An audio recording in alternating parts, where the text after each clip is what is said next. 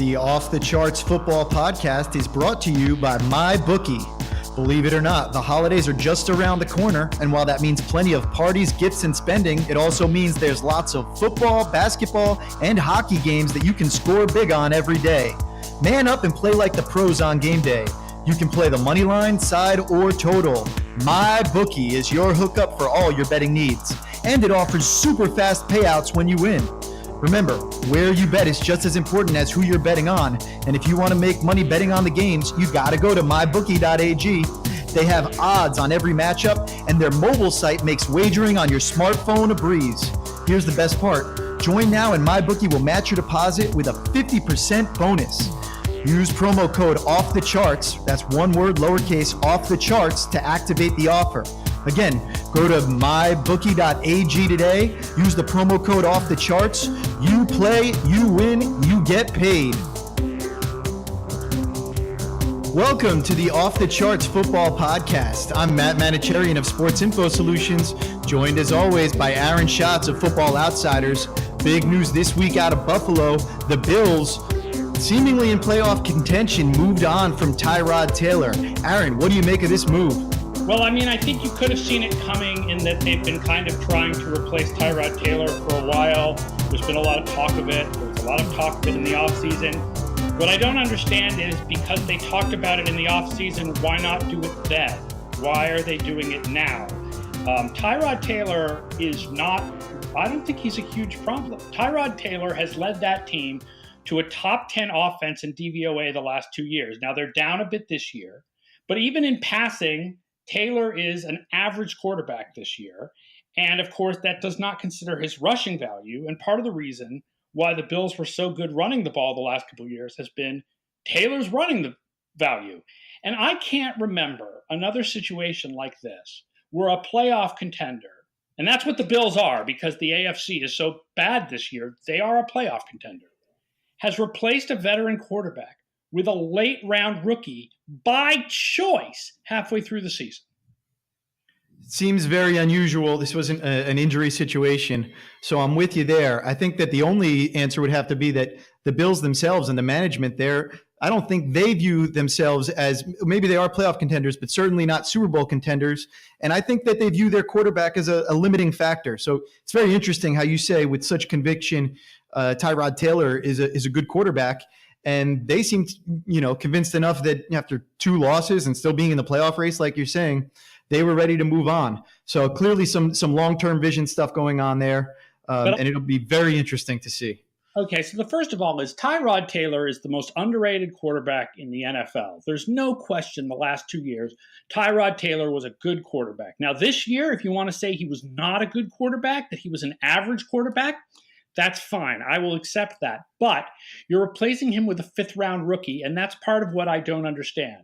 Here's the thing about the concept of playing for the future. This is not a 2nd-round pick or a 1st-round pick who is the quarterback in waiting, right? This is a 5th-round pick. The 5th round is a cemetery of quarterbacks. There is nothing in the last 20 years to come out of the 5th round. And there have been a handful of guys to come out of the 6th and 7th rounds, but it is really hard to find those guys, and you luck into them. You can't expect that you're going to find a starting quarterback in those rounds, okay? And so the guy that the Bills need to play to figure out about their quarterback for the future is a guy they have not drafted yet. It's a guy they're going to take in next year's draft in a higher round. The idea that we've got to try out this 5th-round pick, I just don't understand it, especially when you haven't been to the playoffs in 17 or 18 years. Listen, with most teams, I'd be like, yeah, whatever. A wild card spot isn't really worth that much. I think for the Bills, a wild card year is worth a lot. I think it would mean a lot to those fans. It'll definitely be interesting to see how Peterman can play and if he can make them look smart. And also with the new wide receiver in town, maybe getting some usage there. Maybe somehow those moves line up. Well, I mean, that's the thing. Here's the thing also, which is I'm sure you've seen some of these numbers about Carolina and how if you look at the last couple of years, the difference is just dramatic how much better they've been without Kelvin Benjamin in the lineup. I know that sounds odd, But there may be perhaps forcing 50-50 balls to Kelvin Benjamin is not the best strategy, no matter how much personal talent the guy may have. So I don't know if that's the way the Bills really need to be building their offense either. Here's one thing I know they should not be doing, and that's running speed option with Mike Tolbert as the pitch guy. If they can get rid of that play, I think that's a step forward. Fair enough. I think we can agree on that. Let's move forward and let's take a look at elsewhere around the league at Denver. So in Denver, what has happened to the no-fly zone? They've allowed 40 or more points in consecutive weeks after not even allowing 30 points in consecutive weeks since December of 2011.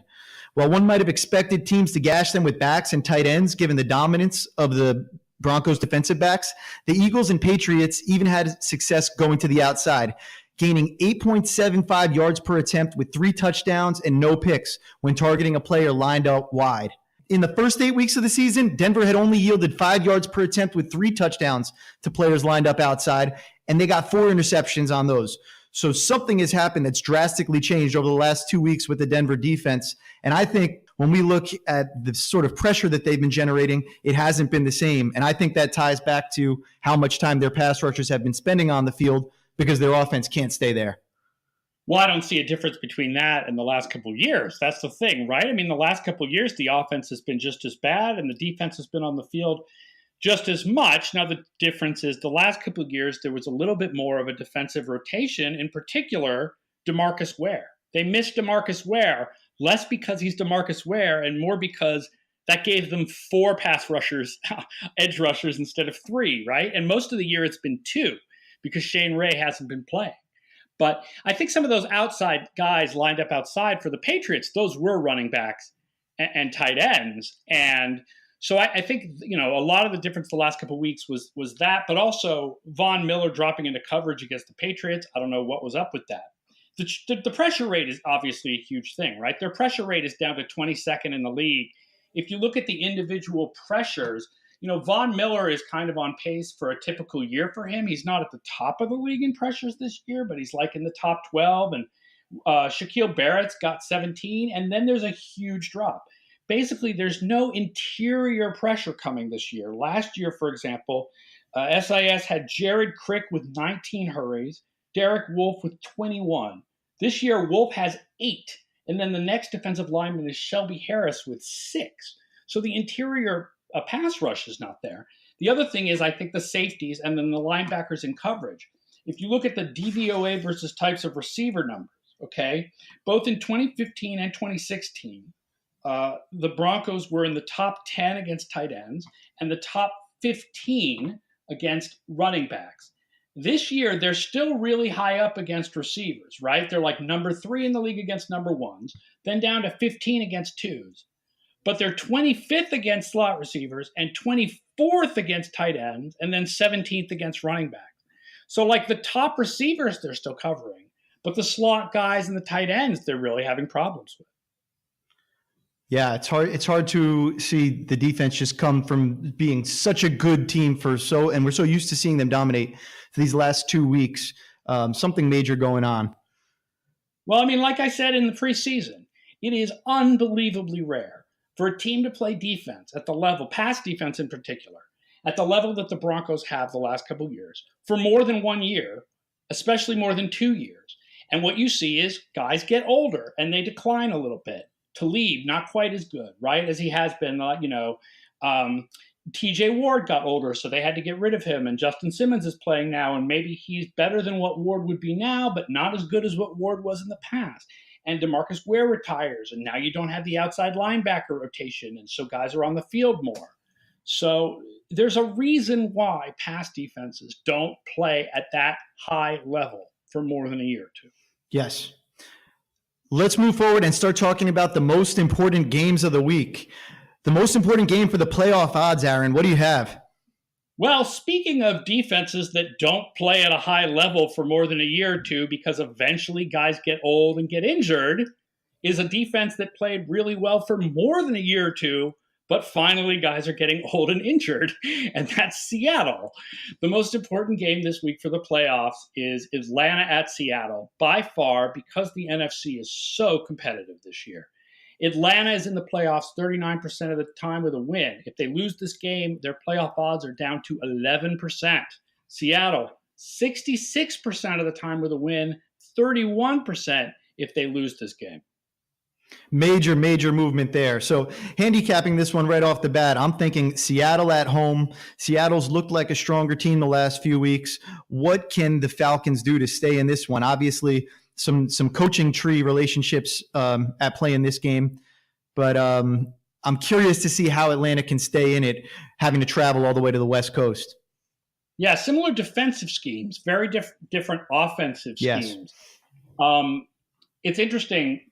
I think a big question here is sort of the Seattle defense and what happens without Richard Sherman. The Seattle defense has actually been bad against wide receivers this year, which is that's kind of a new thing. Seattle's number 20 against number ones and number 25 against number twos, and then number 2 against quote unquote other receivers. So it's sort of weird. Sherman and Griffin have similar charting stats, although Sherman is facing a much deeper average pass. So the degree of difficulty is harder for Sherman. But what happens now without him? Who covers Julio Jones? And Julio Jones on the outside. Seattle's had trouble with those outside receivers this year. The pressure rate is down for Seattle. Seattle has only got a 20th in pressure rate this year. So, what happens to the Seattle defense without Sherman? Because look, we know that the Atlanta offense is going to be pretty good, but not as good as last year. And we know that the Seattle offense is kind of average and that the Atlanta defense is below average. These are all things we basically know. What we don't know is what the Seattle defense is going to look like this week. Yeah, we've experienced, different parts of time without Earl Thomas, without Cam Chancellor, without Bobby Wagner. We've seen a couple of the upfront guys leaving free agency. Now without Sherman, that'll be another one, and he's really been playing outstanding football this year. On the offensive side of the ball, the Seahawks managed to pull away from the Cardinals last Thursday thanks to a crazy play by Russell Wilson where he was running outside the pocket for what seemed like about 10 minutes before he found Doug Baldwin. This is actually routine for Wilson. He leads the league with 26 pass attempts and 258 yards on broken plays. So that's targeting receivers after the route broken down and in the scramble drill. He's good for 9.9 yards per attempt and an 123.6 passer rating in those situations. Yeah, and the Atlanta defense is built so much around speed, but how much does the speed help when you get to the point where everyone's just kind of running around for their lives, right? Like, I wonder about that. Is that the right skill to have if you're facing really great broken play, scramble passer like Russell Wilson? Certainly the Atlanta linebackers could make Russell's life difficult outside of the pocket because they probably do have the speed to keep up with him where some linebackers would not. Yeah, but can they keep up with where the receivers are going when it's not just about matching the receivers running deep, but about figuring out where they're going to go and where they're going to get away to, it sort of becomes more about agility and getting away from the defenders rather than just outspeeding them. Certainly. And I would say most pass defense is like that. Anyway, let's move forward and take a look at the most important game for the Super Bowl. What game is going to have the biggest impact on Super Bowl odds this year? Well, this is the biggest game of the week, I think, and it's not one anybody would have ever expected, but again, because the NFC race is so close, the biggest game of the week is the Los Angeles Rams at the Minnesota Vikings. The Rams, these two teams lead their divisions, which means that their playoff odds are not that strongly affected if they lose this game, but the Super Bowl odds are. The Rams go to the Super Bowl. Now, this sounds crazy, but this is what we've got. 32% of the time if they win this game, 20% of the time if they lose. The Vikings, 18% of the time if they win, 9% of the time if they lose. But both teams, a loss drops playoff odds no lower than 80%. So what this really matters for is playoff seeding in the NFC. Should be fascinating to watch these two teams we did not expect at the beginning of the year jockeying for playoff positioning and for a bye potentially. So Case Keenum and Jared Goff, two former teammates that very surprisingly have led these teams to strong starts. I wanted to take a look at their play action breakdown and then also their breakdown under pressure. Let's start off with play action. These guys are tied for fourth in the league with 26% of their pass attempts coming out of play action. So Goff is third in the league with an 134 rating on play action, over 11 yards per attempt is second in the league, 7 touchdowns is second in the league, and 8.6 air yards per play action completion means he's going down the field. Goff, meanwhile, right behind him at number 3 with a 128 passer rating, 10.9 yards per attempt for Keenum, but more accurate. He's completing 73.5% of his passes with a little bit less aggression, just 7.3 air yards per completion for Keenum. So you get a little bit of an understanding of what these guys are doing stylistically differently when they're attempting these play action passes. Goff is really taking the shots, and Keenum is keeping up that efficient attack that we've kind of grown accustomed to seeing out of Minnesota. Yeah, what Keenum is doing is fascinating. The thing I think is that if you look at talent going into the season, the likelihood is that Goff as a number 1 pick is more for real, and Keenum might be having one of those half seasons like what McCown did with Chicago a couple years ago, or what Damon Heward did at one point with Kansas City. And the fear for Minnesota is that he turns into a pumpkin. But the thing is that if he does, they've got another quarterback just waiting to take the field. So there's going to be a lot of play action in this game. Absolutely. The thing is that the defenses, Vikings, are only allowing 6.6 yards per pass versus play action. The Rams are allowing 8.2 yards per pass versus play action. As good as that Rams defense has been, and they're number 1 right now in DVOA, they have been susceptible to play action passing. But would the Vikings go deep or just throw more of those shorter, efficient throws on play action?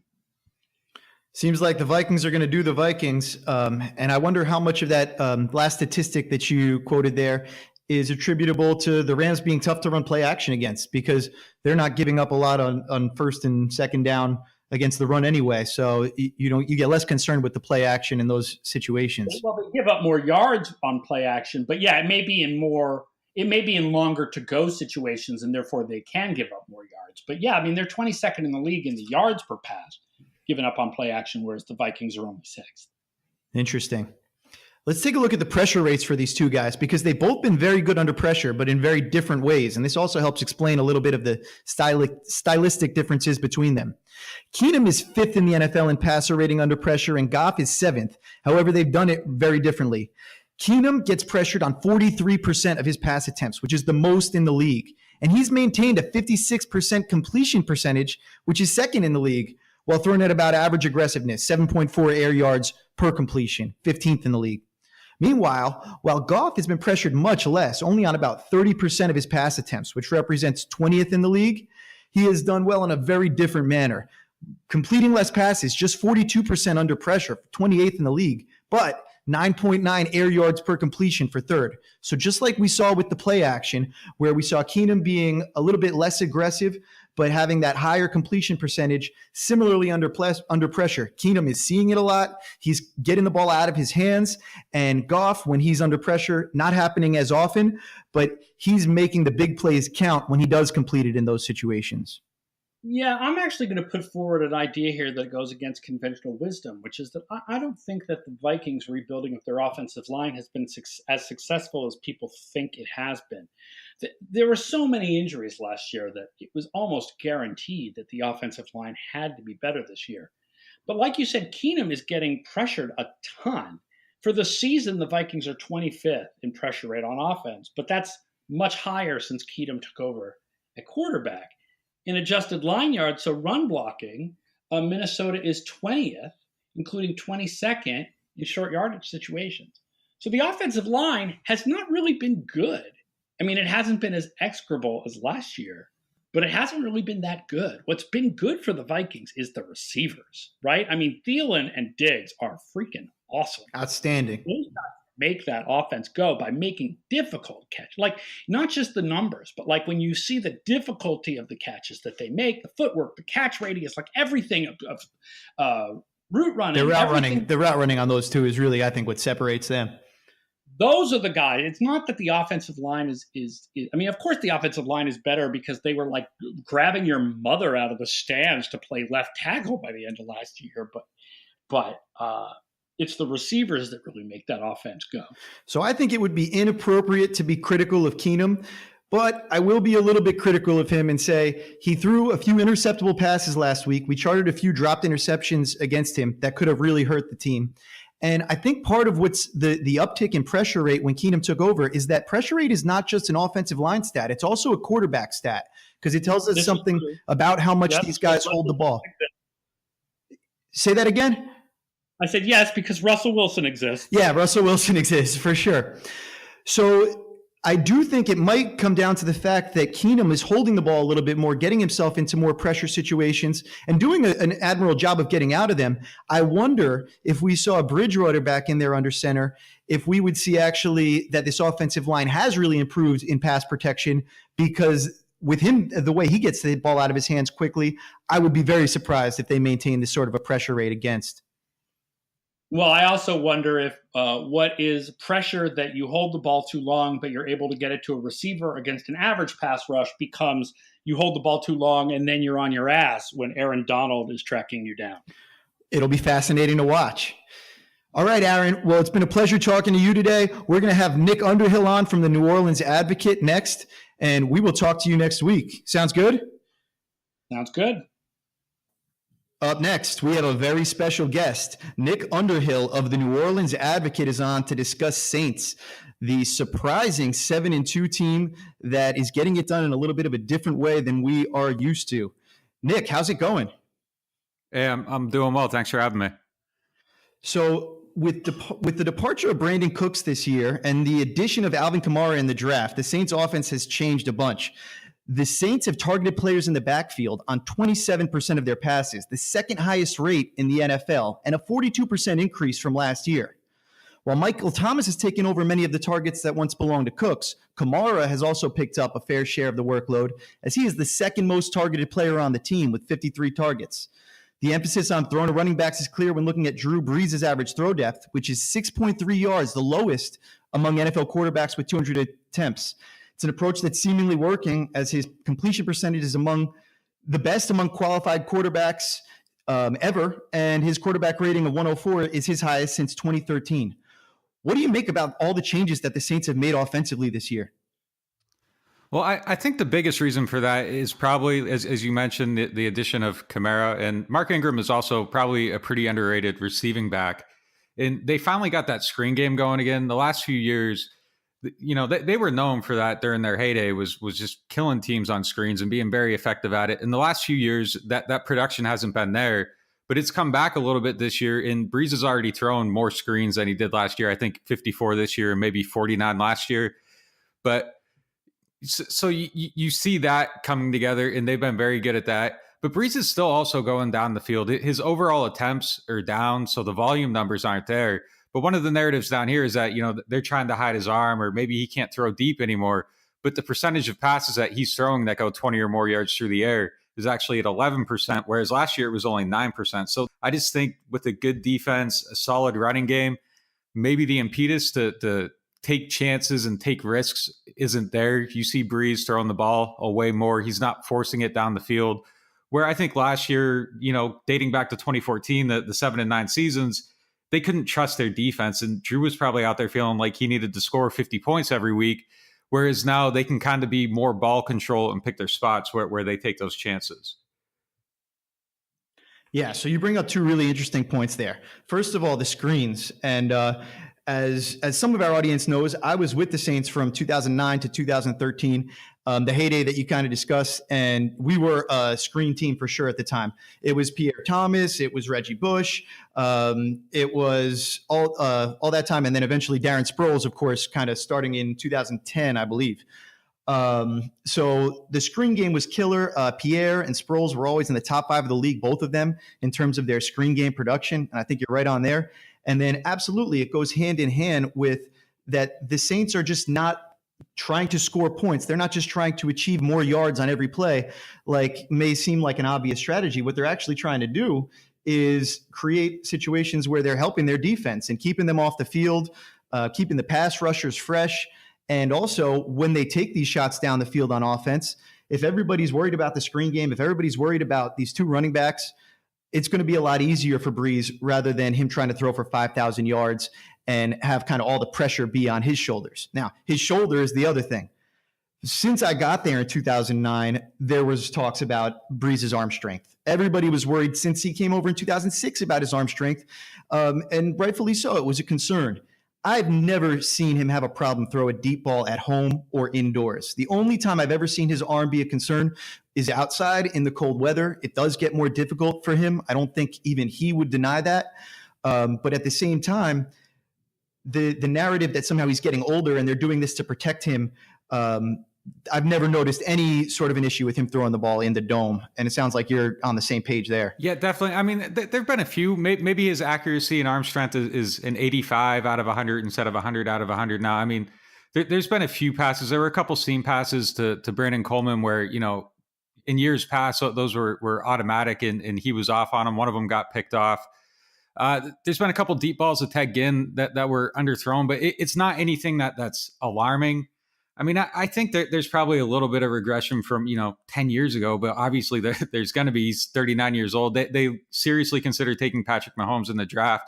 So they have an eye on the future, but that might be more in terms of, him being 38 and having 1 year left on his contract. And, we don't really know how these guys are going to age anymore. Tom Brady and Breeze are kind of the pioneers for this era, with the roles protecting quarterbacks and that. So you can't really look at, Joe Montana and say, well, he faded here. These guys are at the forefront of this era of quarterback. And, there's really not fading from either one. I don't think it's a concern, but I mean, there are a couple isolated moments where you look and you're like, man, he might've made that throw before, but it's not, I don't think it's a systematic overhaul to hide, his arm. It's not Peyton Manning at the end in Denver or anything even near that.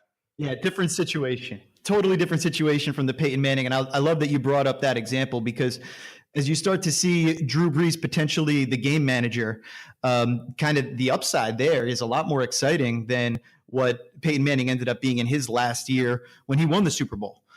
So if Brees really is kind of taking the foot off the pedal a little bit and being a little bit more conservative in his approach, along with obviously he and Coach Peyton are joined by the brain, it could be an interesting phase in his career. And all of a sudden we could be looking at, instead of the high powered Saints, the highly efficient Saints.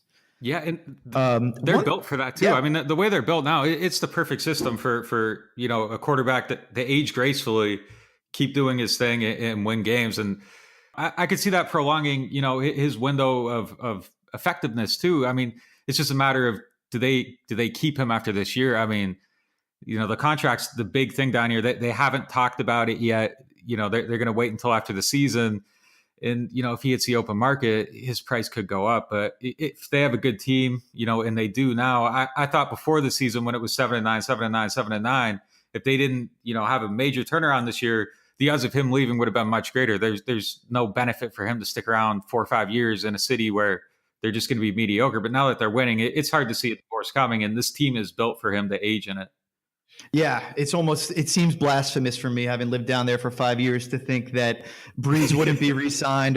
And I think if Breeze is gone, then watch out for Mr. Payton leaving close behind him, because like we said, those guys have been joined at the hip. And I don't know if Breeze does leave New Orleans, there's a nice looking job in Dallas that could be opening up for Sean, and I know Jerry Jones loves him, so. New Orleans people will hate hearing about that, but it's something to keep in the back of the mind. One thing else also that we should talk about with Breeze is that the Saints are tied with the Raiders for the fewest times that the quarterback has been pressured this season, just 82 pressures against. A lot of credit goes there to the running game and the fact that they haven't been in shootouts where the other defense can just pin their ear back. But this season, that's been really important because Drew Brees' passer rating is under 60 under pressure, just 59.6. And he's behind guys like Bortles, McCown, and Beathard. What do we make of that Brees seems to be having some issue when the pressure is getting home, but the Saints have just done such a great job of keeping him out of these pressure situations? Yeah, that's kind of a crazy stat, and it's probably because two of his 4 interceptions came well under pressure. I think last year he probably had around the same completion percentage, but I think he had 3 touchdowns, 3 picks while under pressure. So the QB rating was probably closer to around like 75.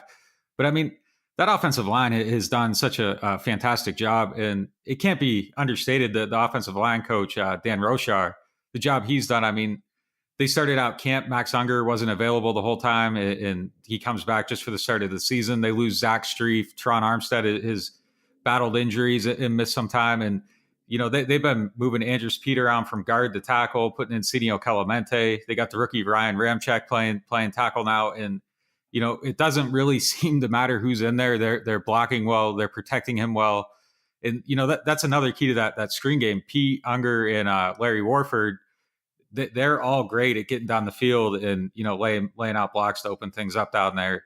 And, the other thing on the lack of pressures too, the quick passing game, that goes hand in hand with that 6-yard depth of pass. Breeze is getting the ball out in, 2 seconds or less a lot of the time. So there isn't a lot of time for the pressure to get there. But, overall, that line still, even with that, has been one of the major keys of success. But, if he's struggling a little bit under pressure, I mean, I think that's definitely something to keep an eye on, because they're going to start playing some better teams moving forward. And, maybe that's something that gets exploited a little bit. And I love that you mentioned Roshar there. He's done an outstanding job with that line. Also, credit to the scouting staff there. They've really rebuilt. A lot of people don't remember, but Doug Marrone initially built that offensive line back in 2006.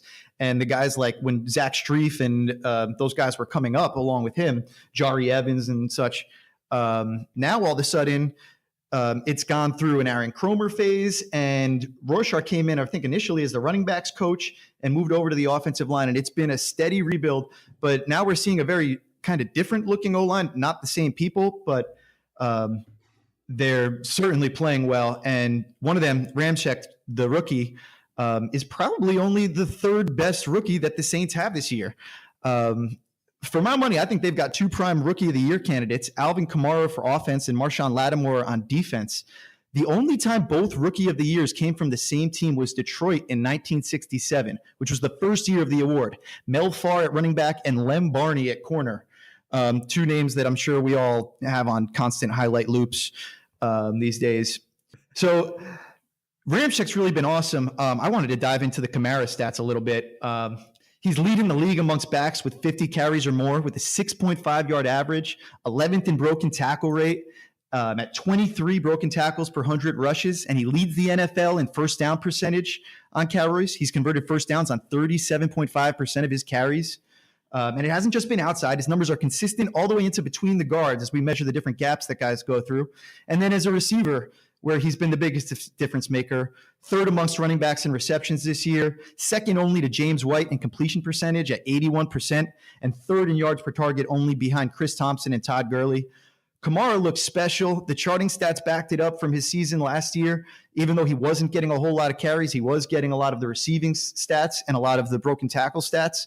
What do you see from Kamara, and just how special is this guy? Yeah, I think the biggest thing for me is, if you chart his routes and the routes he's running every week, he's adding something. And, it's a major benefit for the way they design their offense. If your running back can come out of the backfield and run the corner route, on a 3-level concept, because, how do you defend that at that point? It's impossible. And I mean, really that's Sean Payton's offense in a nutshell. They like to, they got their bread and butter plays, but it comes out of different formations, different personnel sets. And, the crossing route on one play might come from one side of the field, where on the other side it's a short out route. And now you bring Kamara into this, and what does the defense do to stop that? It adds just a whole another element of deception to everything they do. And it's a major difference from last year with Travaris Cadet, where, he would split out a lot in those empty sets and that, but he was kind of more of a decoy. He wasn't somebody you had to worry about. If he was running a out and up route, the ball probably wasn't going to him, and it definitely wasn't going to be a back shoulder throw like the one Kamara caught against Green Bay. And just his progress week after week has just been, it's been, fun to watch. And it's interesting because I talked to Sean during the summer, and, I just asked him, I was like, hey, how has your offense evolved over the years? And, he kind of talked about it's through the tight ends and the running backs, depending on the type of players they have. And that kind of changes how they design things and what they do. And just Kamara's impact is a 3rd round pick, just to see really how much the whole system has changed. And a lot of it is because of him. It is just really, really been interesting to watch. Yeah, he's been awesome. He's been exciting. I think we're going to be seeing him around for a while. Over on the other side of the ball, Marshawn Lattimore, has been just as impressive. 269 pass snaps this year, 36 targets, just 20 completions for a $183, 1 touchdown, 2 interception. He's got 7 passes defense and another 2 deflected. 55% completions against, 5 yards per attempt, 55 quarterback rating against. Marshawn Lattimore has stepped right in, and this hasn't been a guy that's been hidden in other matchups and stuff. He's following around the best receiver a lot of the time. He's really been outstanding. What kind of a difference has he made on the defense specifically? And is it just him, or are we seeing things from other guys too? I mean, the difference, it can't even really be overstated. I mean, they haven't, I got down here in 2014 and they really haven't had a good cornerback at all any of those seasons. Delvin Breaux was pretty good in 2015, but I mean, there were ups and downs. I mean, it's crazy to say this because we're halfway into his first season, but like I look at Lattimore, like he's already like a top 10 cornerback. He's shutting down his side of the field. You can follow Devontae Adams, Brandon Cooks, and shut those guys down. Matched up really well against Mike Evans. And I mean, you'd know this better than me, but with the scouting background, but like, I don't think rookie corners are supposed to be this good, this quick. There's usually some type of adjustment period. He didn't play any zone really at Ohio State, and he came in here week 1. It was a little iffy at some points in zone. I haven't given up a touchdown on cover 2 where it didn't look like he sank. Other people put it on Kenny Vaccaro. I mean, that's all in the eye of the beholder. But I mean, since then he's improved all that zone stuff. You don't see any of those issues. I mean, even in some zones, he has plus instincts. You see him, notice what's going on and bail down the field, and he's prevented some big receptions that way. But, as far as the defense, I think a lot of guys are playing better. I think getting Craig Robertson out of middle linebacker and, to the weak side, it has been good for him. We had him when I was in Cleveland, and he is a really good pass defender, is Roberson. Yeah, he's been much better out of that role. I think Alex Okafor was an underrated addition. Sheldon Rankins really doesn't have the numbers. He got his first sack last week, and that poor guy. The worst thing that probably happened to him last year is he got 4 sacks despite only having like 9 other pressures, and people were looking at those sack numbers like, oh my God, he's going to be Aaron Donald. Well, no, he's come back to earth a little bit, but I think he's very intelligent and he does a lot to get that line set and to make adjustments. So I think just a second year in the system for him has been big. And then the other rookie, Marcus Williams, the free safety, he's also been a pretty good improvement over Jarris Byrd, who had a pretty disappointing tenure here. And then Ken Crawley, too, is just kind of came out of nowhere to become like a very, very upscale number 2 cornerback. So they got a lot of things working, and all those parts kind of work hand in hand. It's, Lattimore and Cam Jordan obviously are great anywhere, but I just think that defense as a whole and Dennis Allen's schemes, his game planning, it's just all come together for them to have this, unexpected meteoric rise, really. Yeah, Ken Crawley, I'm glad you brought him up. Just 42% completion percentage against. He's been really great, and filling in there with Lattimore, of course. Excellent breakdown there of the defense. Very interesting stuff. One last thing before we sign off. The Saints made a very interesting move this week. We talked a little bit about the return of Dennis Allen to help out their defense. Now there's a familiar special teams coach, Mike Westhoff, who spent years with the Dolphins and then the Jets, has just signed to return to take over the Saints special teams midseason. Yeah, I think that's a good move for them because really, the offense and the defense have been good. The offense really the last few weeks I thought is the best it's been, but the special teams throughout the season, well, they've made some plays. Justin Hardy had a block punt. There's been some good moments there, but I mean, it's also kind of been the Achilles heel so far. And if they were playing in closer games, it was easy to foresee something down the road where a special teams gaffe would cost them a game. There's been some blocked extra points. The return game really hasn't been good. They haven't been able to cover that well.